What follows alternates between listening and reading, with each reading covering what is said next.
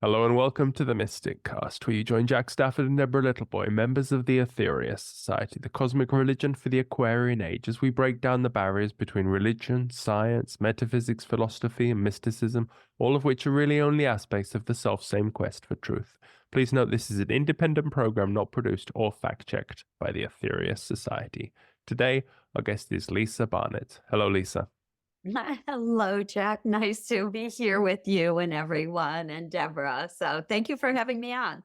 It's wonderful to have you, and today we're going to talk about the Akashic Records. Is that right? Yes, we are. Wonderful. So what can you kick us off with? What can you tell us? Well, let's start with just a brief definition so everybody's on the same page of what the Akashic Records are. So the Akashic Record is the recording of your soul's journey through all time-space continuum. So what that means is that from the moment your soul individuated from source and started on its journey, everything your soul has done, or every place, world, plane, dimension it has been recorded in this source vibration quantum field of the Akash. So it's lovely to know that everyone actually has their very own Akashic library. Of course, because you're infinite and you have lived millions, billions of lifetimes on Earth and in other dimensions. I like to imagine the Akashic Record as a personal library with thousands or millions of books, and you also have your own personal librarians. So the Akashic Record keepers are in service to you to support you in understanding who you are as an infinite soul. So the Akashic Record is so useful for us every single day. It's not a place you go and be like, so did I have any interesting past lives? Was I ever famous? It literally is about supporting your life now. Because there's a lot of karma attached to telling people their past lives, isn't it? It doesn't advance them and you can get into trouble. Right. So kind of an interesting concept if you start to talk about karma in the Akashic Records. The Akashic Record keepers always say that these energetic patterns are often patterns that we have chosen to learn and grow around. And so karma is never a punishment. It is our soul's desire to become wiser, to learn more, and to share what we learn with other people. And since in the past, we as humans have sometimes been a little slow to learn, to grow, to shift, then we have come back again and again working on that same karmic pattern. And, you know, the good news that I'm hearing now in the Akash is that we are at a point historically where the patterns, the karma, this kind of need to keep repeating to learn, that has come to an end in the higher energies and higher realms of source. And so now it's up to us to come to understand and let go of that which no longer serves us, so we can actually move forward as empowered souls sharing wisdom, love, light, gifts with humanity. Okay, that's interesting. Yeah, I mean, is it? You mean it's the end of days, like, or in terms of because in the Aetherius Society, I mean, just trying to compare with what we know with what you're saying is that, yeah, the Mother Earth, the living goddess that we live on, that's given us life, given us these bodies. She's been through a primary initiation, and now she has to gradually release these energies and move to a higher frequency. And so we have to move on to another world or change or leave, basically. Does that fit with what? Absolutely. Absolutely. 100%. So I also, according to the Akashic Records, the beings of light. So again, when I talk about the Akasha, they're not, the record keepers are not galactic. They're not from Sirius or the Pleiades. They're not other beings. They're not our loved ones who have crossed over. The record keepers are pure source energy. So the way they explain the Akasha, the Akashic records, Akashic field, is the bigger field. Akasha is a Sanskrit word for sky or ether. And these beings of light that we can communicate and that we can communicate with, as I say, they are really here in support. What they say is that Earth is a sentient being. She is a conscious being who is awakening, and we will awaken with her and or leave, right? Again, we're infinite. So if we choose to leave the body, the Earth at this time, it certainly, is one way to kind of be able to move into higher realms, have greater realizations, and think, oh my gosh, I was stuck in an old pattern.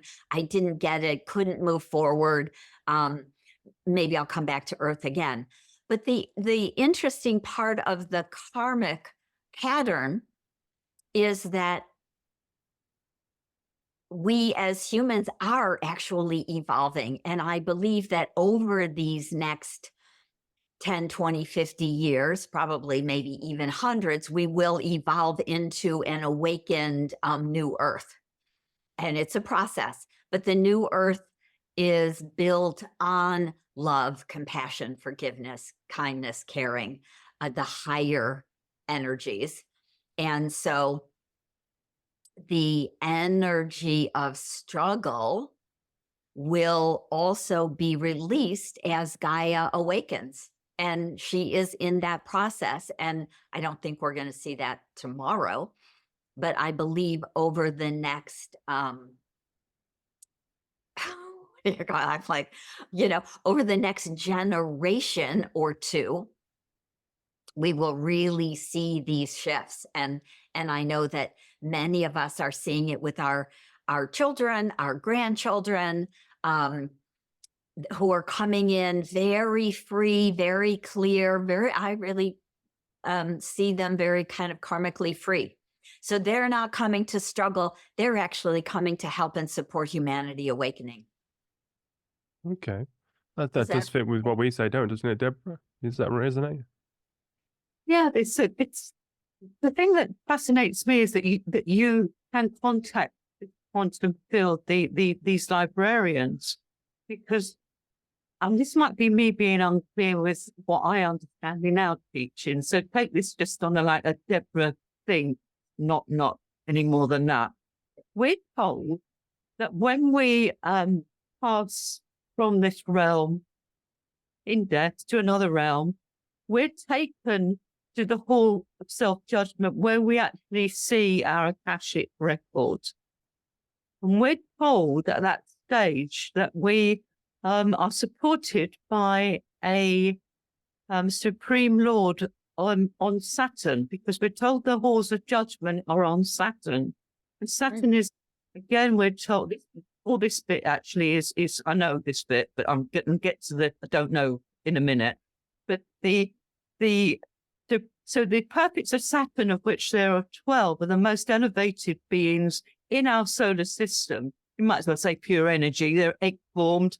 They can split themselves up into that 3,600 parts, know what each part's doing, and one part might be a sea somewhere, and another part might be a mushroom. I don't know, but these eggs know exactly what's going on. So we're guided by these supreme beings to take our self-judgment. What did I do there? What did I do there? Didn't do so great there. Oh, no, not again. Okay, I'm going to go back in space and time with these parents because, the planets are configured so what, and I need those energies. Let me back. After we've done, sort of gone on to the other realms and then back. So would you think that these perfects of Saturn I've just explained to you, are they the same librarians that you are talking? What might be the connection between them, and what's the? Yeah, absolutely. of course, am kind of always connected into the Akasha, into this energy. And what, what they're saying is that, yes, the same, and because we as humans have our own views and our own filters. And so I'm channeling the information, through Lisa, and Richard channeled it through himself and his world and his learning and teaching and times and dates and ages. And so things have changed pretty drastically. I've been working in this energy and realm for almost 30 years now, since the early 90s. And when the record keeper said, please help us re-anchor the energy of the Akasha back to Earth, they said that they had pulled the vibration away from the planet Earth because we had misused it during the Dark Ages. So literally these energetic beings of light who are pure source energy had removed the energy. So the only people on the planet at that time who could access the Akashic records were the mystics, were the rishis or the seers or the souls who were really, deeply connected to source, to God, to the divine. And so when we started to bring and re-anchor the energy back on the planet, of course, we had Edgar Cayce back in the 40s, who was one of those very amazing seers, mystics who could access the records through a sleeping trance, right, through a hypnotic trance. Now it's become so much easier. I use a vibrational key in the form of a sacred prayer to open and move into the Akashic records. And I do get very similar information. My record keepers say they are part of source energy. Apparently, at the time that that the information you're talking about was channeled, maybe it came through as Saturn, as beings, but everything else, I'm going to say, kind of doesn't matter. I believe there are Akashic energetic records on the Earth also. We connect to it very much through our Sacred Heart Center. I agree that when we cross over, we do, kind of go and say, what did I learn? What did I do? What did I finish? Right? My record keepers talk about it as a plan, right? So let me just, the book I launched in January, Your Soul Has a Plan, is my third book on the Akashic records. And it's all about the fact that your soul writes a plan before you come here, and you work on all of that plan. Some of them are karmic patterns. Some of that is about your soul growth. Some of it is about supporting other people in your life. Some of it is actually about being with soul family members that you've known, forever. Some of it is about working through these karmic patterns that we have, right? Those are the challenges, those are the judgments, those are the traumas and the trials that we all experience.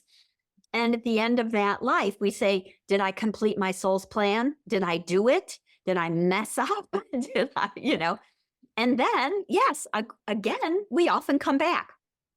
Now, the thing that's different that I'm hearing now, and this is very recent, I'm going to say in the last 5 years that this information has been coming through, is that as Earth awakens, as Gaia becomes enlightened, and we are actually unwriting, releasing, clearing some of the patterns that had been, and programs that had been written into or created into this Earth dimension, this third dimension. So as we're starting to raise the vibration of the Earth, she's going to raise her vibration into the fourth dimension and eventually into the fifth dimension, where we literally can create a new Earth based on love and unity instead of on fear and trauma and emotional pain and drama. And so I believe we will continue to come back to Earth more to be together, to support each other, to create a beautiful paradise here on Earth. And so that is what the record keepers say is coming, It right? does And resonate that with is now. Yeah. it's I think it's important to mention some aspects of the teachings as well that maybe that could fill in some of the gaps, because when we die, we believe in the society, you die, you go to a different realm, but Yes. right here on the earth, but just a different frequency. So each chakra is a realm of consciousness. So we don't say you leave the earth, because we're in this huge karmic cycle together, and we have this book, The Nine Freedoms, which explains that we go through enlightenment, cosmic consciousness, ascension, and then we can go to interplanetary existence. Then we can exist in other classrooms. So the Mother Earth, after the planet Maldek was destroyed, she took us on, the destroyers of Maldek, and we came here as a race, and then stayed here through the civilizations of Lemuria and then Atlantis. And so the Mother Earth is very enlightened. She's not, maybe people could misunderstand when you said there that when she becomes enlightened, she's already far beyond the level of enlightenment, and she created these realms. These are very base realms for her now. The physical plane is an aberration. It shouldn't be here, It doesn't exist. That's why when you look out to all the other planets, there is no Earth similar to this, because this is like a very base realm that she's created. So she has many, many realms, and then she will lose these cloaks as she goes through these primary initiations. That's right, through these as she goes back to her gives off her true light. Does that resonate with you? Yeah, absolutely. Words. It's honestly words and communication that woke me up when I was 3 years old, because I could remember not being in that body, right? I could remember being an etheric soul and realizing like, oh my gosh, I'm back in a body. And it was the challenge to speak, to communicate with my mother, that frustrated me enough to be like, oh, I remember, this. And so, yeah, we use different words. I'm using enlightenment because I believe that, you're using more levels and releasing these cloaks. And I mean, that's also a perfect description. And the way I'm understanding it is that we as humans are now getting to join this awakening ride, right? As she is allowing us, or she is uncloaking or shifting, however that it's affecting us, we get to wake up, right? We get to shift our vibrations. We get to move into a place that I believe the original plan was, right? I would say the original plan was more about coming or creating this heaven on earth, this beautiful divine earth. And I feel that often as humans, we have been the ones who have held the energy down, the trauma, the drama, the pain. And now it's time. Oh, definitely. And we can, because Gaia herself is supporting us in this raising or shifting of energies. So it's a process, absolutely. And to me, I'm excited to see we're more fully in it.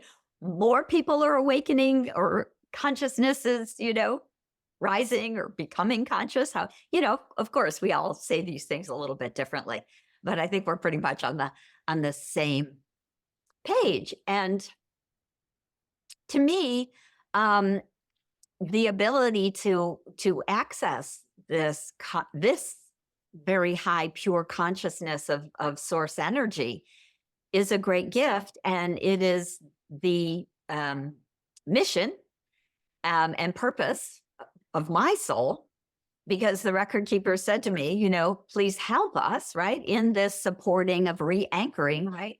We need humans in this world to help humans anchor higher energies and wisdoms that maybe haven't been available in the past to us. And so, so it is a process. Again, as I say, that's one of the reasons that I teach online workshops half a dozen or more times a year, because the record keeper said, help us bring the Akash, this wisdom, this energy, this vibration back to humanity to support them. And so, yeah, in that way, it's really about your soul's wisdom. Each of us are very ancient, wise souls, if we can just remember that, right? Yeah, that's totally in a line. We're told that the higher ascended beings can only, or the gods, if you want, can only work through man. Like they need an anchor, they need boots on the ground, Yes. they need willing souls to bring down the light, bring down the higher vibrations, so that to bring them in, lower them down, so that the people that need still to be woken up, palatable for them. They can accept it in a diluted way, because I mean we're not all Lisa Barnett. We can't go, but I can speak to you, and you can speak to the higher uppers who are then, and we get that. That we totally get that.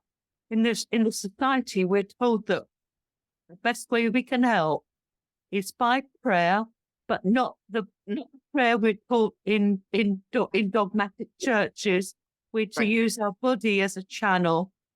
So we connect with the earth, we clean our body with the violet flame, we bring down the source energy light into our brain, down our neck, because our spine is where it all happens, down our spine, out of our heart chakra, out of the chakras in the palms of the hand, and you channel it.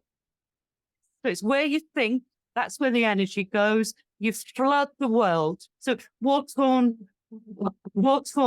countries, send it there. Earthquake victims, send it there. Bring it down and send it out. So very much in what you're saying, we're working in a different, like our mission is very much like the world healing and getting that light in, through and out. That's it. We're like a little commando force, in, through and out. Train yourself, do it again. Right. I agree 100%. As a matter of fact, let me just show you. This is my second book. It's called From Questioning to Knowing, 73 Healing Prayers to Transform Your Life.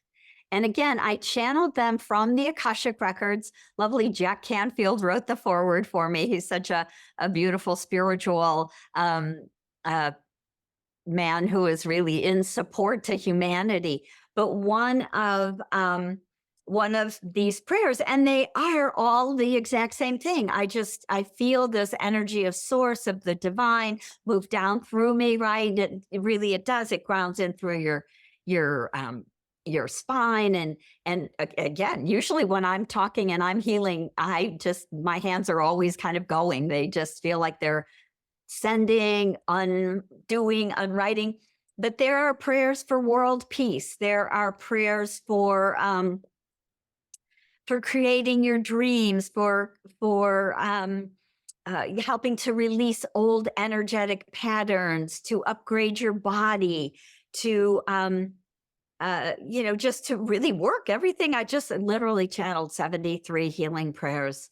So Let's put you on the spot. What do you think that you might share with our audience a world healing prayer? Because that's very much what our members and sympathizers are here to do, if you like, because they join the ranks of the Aetherius Society, and that pretty much is our bag, to flood the world with this light energy.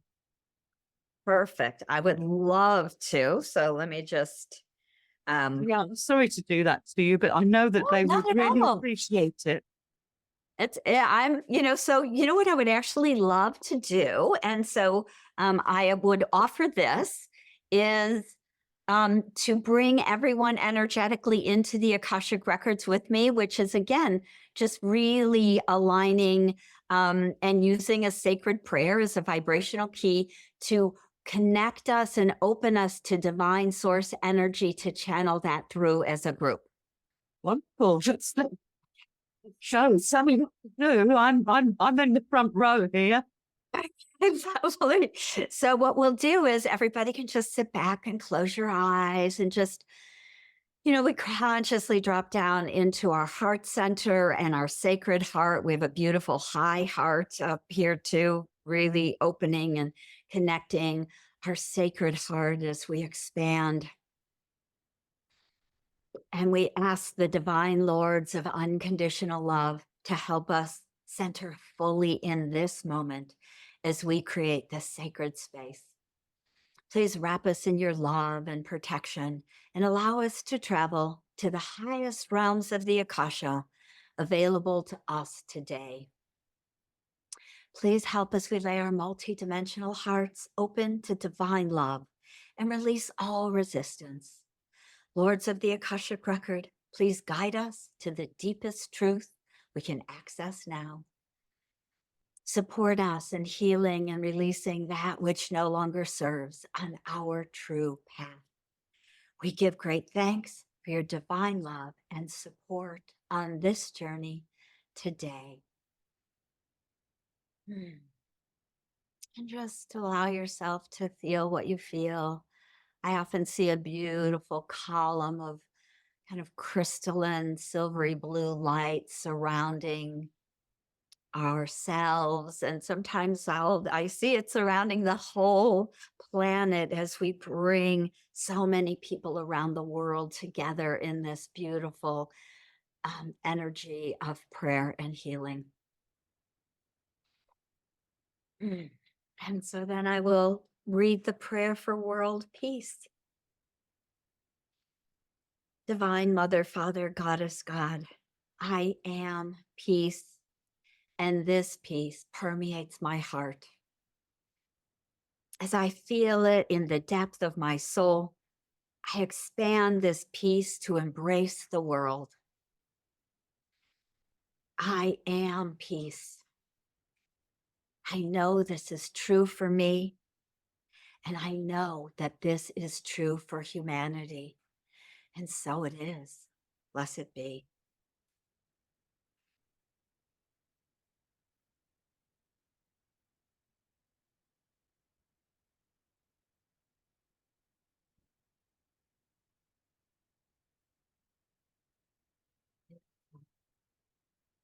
So the prayers they have given me are mostly very short and sweet, just simple, filled with just that energy of love from the divine. I'd love to read just one more, although there's, like I say, 73 here. But this is the prayer for 3, but the second one would be good. Yes, sure. This is a prayer for alignment, which is so helpful for so many of us, especially as we go through our day. Sometimes we just forget who we really are in truth, right? As these beautiful divine souls of light here in support to humanity. So this is the prayer for alignment. Divine Mother, Father, Goddess, God, please show me what it feels like to be the highest, brightest, most expansive and aligned self that I can be today. Please open my heart to know the truth of my divinity and allow me to receive all the good that is within and without.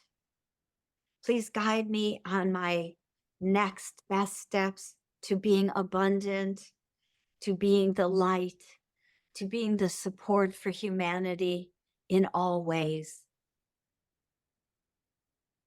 I accept and receive your love and your grace. And so it is. Blessed be.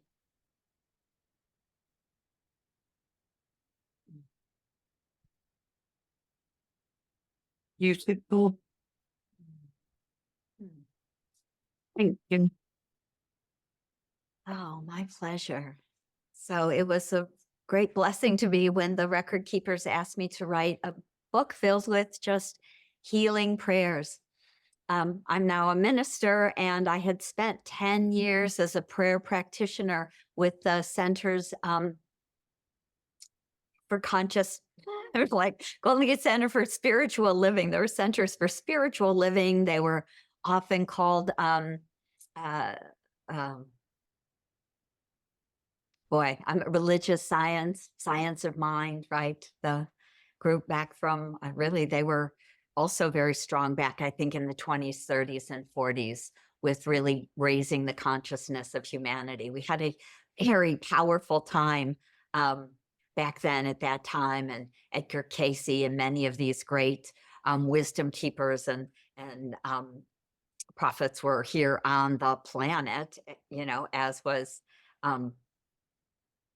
Richard. And so it's interesting to see those cycles in the world, how we had that early on, and then it seemed that kind of we let the mystical wisdom go in lieu of science, and now we're swinging back around again to bring that heart, right, that really soul back into our knowingness, into our wisdom and connection to the divine. But so well, we are being told and have been told that the divine feminine has been suppressed for too long, and that's why we're so out of balance, and that's why the male energy is like warring, and we've got all of these problems. And so what we need to do is bring that back into alignment. So we stop fighting, we stop warring, and we start living in harmony. And we've had some panels through Dr. King, some very, very strong messages back in 1958, saying that the women of the world had to step up to the plate and bring this divine energy in and teach their men folk that war is not the way forward. Living in fear and building bigger weapons again, it's not the way forward. Never ever would work, never ever will work. And the lady we were speaking to earlier was saying that she sees it as war as an addiction. And I so get that.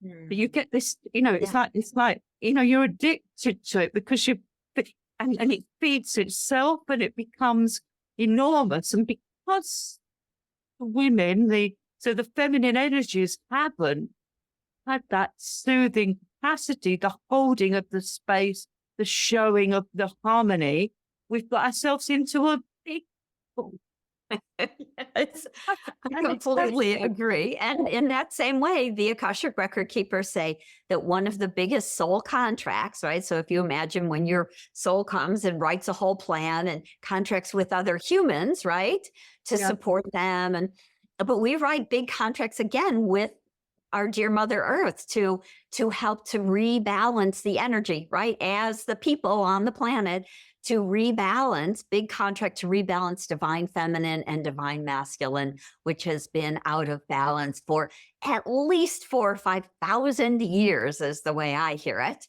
And so it is there's so many women and men who are coming or on our beautiful earth right now with that soul contract. And we do it in so many ways. But I agree. I think the huge imbalance in masculine energy has been the addiction to the power, right? That again, that power and war kind of come together.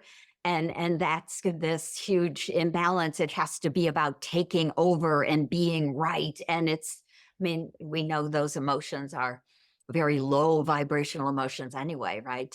I have to be right. It has to be my way or no way. I'll just blow up the world if it's not my way. And it's very, worrisome. Absolutely. And it's true. And I believe that now finally, the women, the divine feminine energy is becoming conscious enough. I think there's enough light. The wisdom started coming through in the 50s and 60s. but we weren't quite ready energetically to embody it. But now I believe that we are ready to embody it, and the women are stepping forward and the men are stepping forward to rebalance the energy. Masculine energy is not about, power and, whatever. It's also about support and caring and, taking care of the people on the planet and letting us awaken and helping the women to do the work that the women have come to do, right?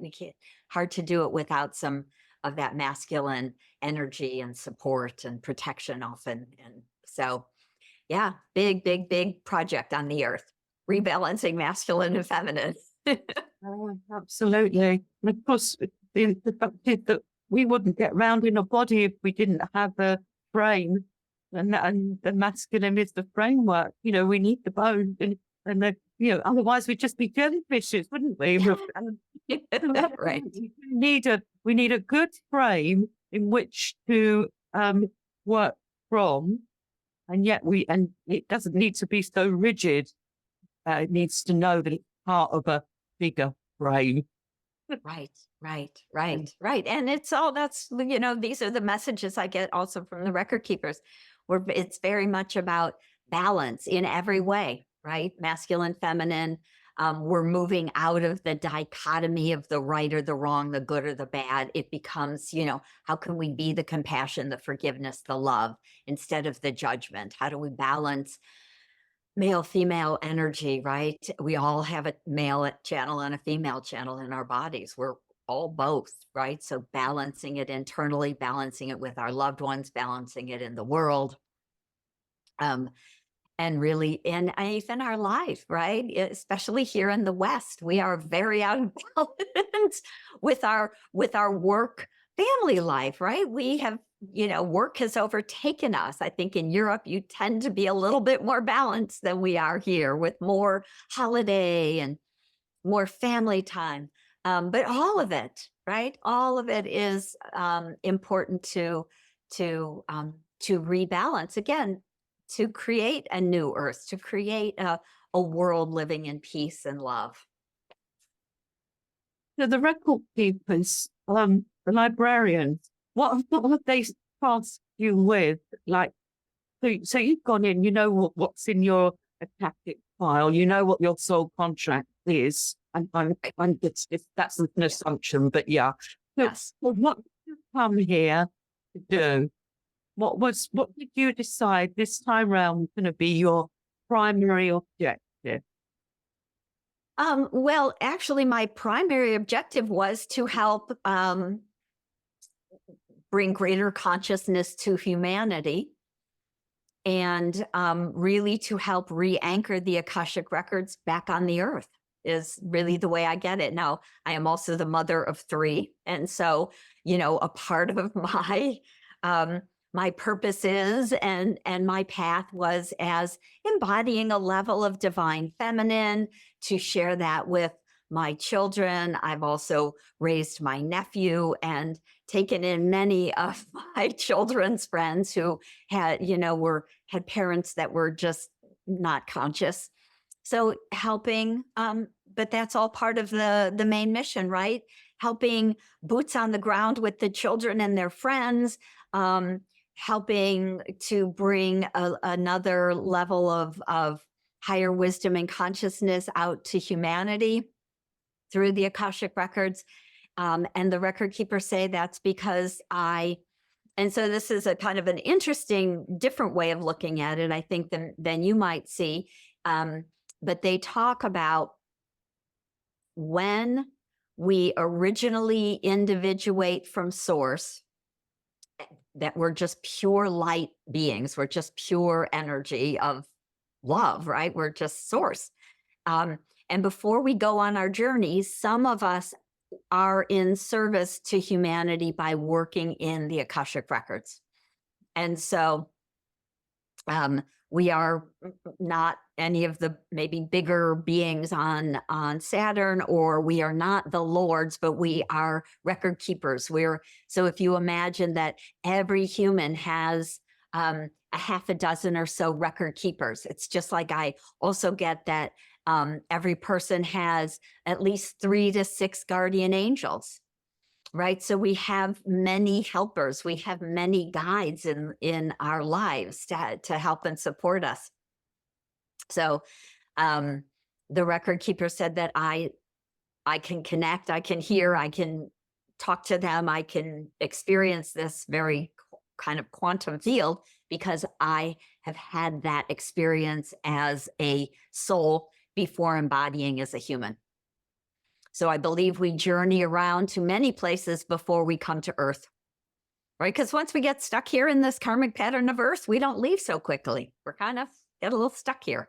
So I believe we are being freed as Gaia is awakening or raising her vibration, and we're shifting some of these old plans, old stories. And again, it'll probably take at least 100 years for a lot of this to happen, but that is my big mission, is to support humanity in raising their vibration.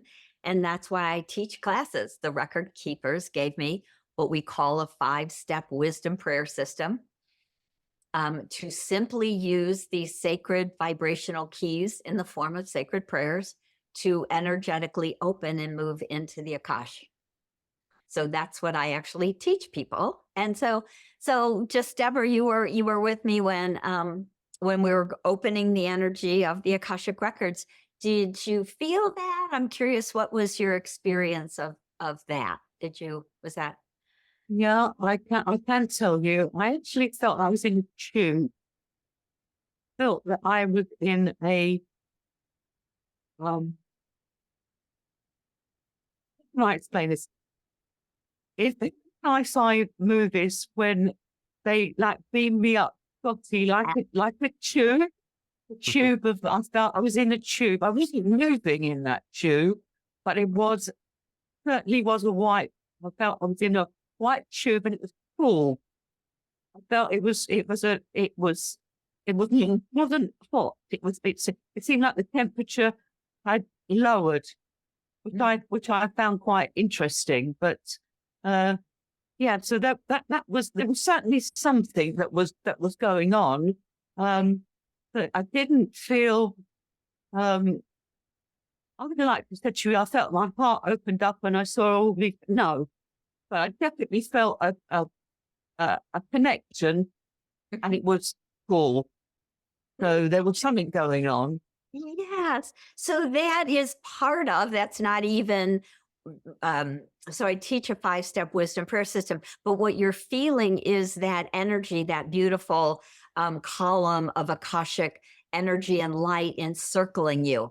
So that to me is the first step, or first part of the first step to actually starting to access and communicate with your own Akashic record keepers. And so, this is the process. I didn't make it up. I didn't learn it. They gave it to me. They gave me these vibrational keys, these sacred prayers to help bring us from being in this kind of 3D world to eventually starting to actually beam up almost. It's not to a planet, it's to an energy. Again, it's more of a vibration of source in the quantum field to be able to, and many of my students are clairaudient, they're clairvoyant, they're clairsentient, claircognizant. We can ask specific questions and receive very specific information about what we've written in our records.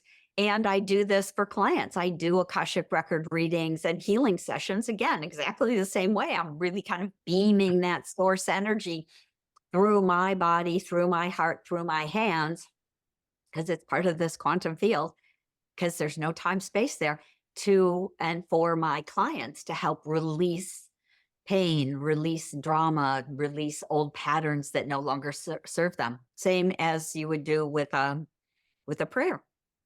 Mm. So you say that most of your students that come to you already have got the psychic powers, if you like. Probably 50-50. I would say that they're, all on a spiritual path. Most of them have some different, whatever spiritual training, whatever it might be. I'm going to say, no, they're not good psychics. They're not like big clairvoyants. Most of them are just like, you and me, just people who are on a spiritual path. We feel this kind of call to learn more about our soul's journey, to understand some of the plan that your soul wrote, right? Who did you contract with and why? What are the karmic patterns you want to learn about so that you can work through some of that energy of consciousness and forgiveness and compassion for other people, right? I've worked with many clients who have had very challenging childhoods. Maybe their parent died when they were very young and they felt very abandoned, or they've had abusive parents. And so they've had a lot of emotional pain and trauma, very little support, just different kinds of challenges, parents who have had were alcoholics or drug addicts. And so again, these poor little souls are kind of left alone and often treated very poorly. And so they often want to know why? Why would I pick that? That's crazy, right? It's kind of the thing that people often will say, like, why would I pick that? And the record keepers, of course, it's going to be different for every soul. But sometimes that is really, I want to understand this pattern. So say if I was born into say an alcoholic family, and I as a soul may have made a contract with that parent or parents and said, I'll come and I'll be the love and I'll be the light, and you'll remember and you'll find love and let go of the addiction. And I'll be here as your little child. I will be the love for you. I will do that for you. That's my contract to you. I am here to support you to work through this pattern because you've struggled with it in other lifetimes. And so, of course, they write a contract together and they both come in, and the parent may or may not awaken to this love. And so even when the parent doesn't wake up, maybe doesn't ever get sober, maybe there are not very nice people, there is a part of the pattern, part of the contract that the child, that the growing person, human wants to learn also. So it's about understanding, supporting other people. It's about, learning to feel self-love and compassion for self. Very often there's a piece of self-empowerment that comes into play, as well as in these kind of lessons, the growth that the soul is looking for. And they may grow up and just be the kindest, most loving, caring parent themselves, or person or partner. Maybe they become a therapist and work with other people who have addictive patterns, right? So the important piece is that even if we have had a really traumatic childhood, it's not because we're victims. It's because we, as really infinite wise souls, have chosen to learn and to help support other people to also awaken and grow. And so I think it's helpful, especially at this time, for people to remember, this is a plan that your soul wrote. And it's about the growth and about the sharing of the wisdom. And so we are never victims. We are not victims of this world. Thank you, Lisa. That's a beautiful note to end on. How can people find more about you if they want to do a course or they want to read your books? Absolutely. So AKASHICKnowing.com is my website. You will find all of that there. I assume you'll have the link in the show notes. Definitely. Absolutely. So check out Akashic Knowing, all 4 of my books. You'll see you can book a session with me or some of the certified consultants that I've trained over the years. And you'll see I've got an upcoming course in January and another one in March and April. So many courses every year if you would like to learn to access your own Akashic record, wisdom, and guidance. Wonderful. And if people want to learn more about the Aetherius Society, they can go to aetherius.org. Thank you, Lisa. Thank you. Lisa. Thank you. Thank you so much.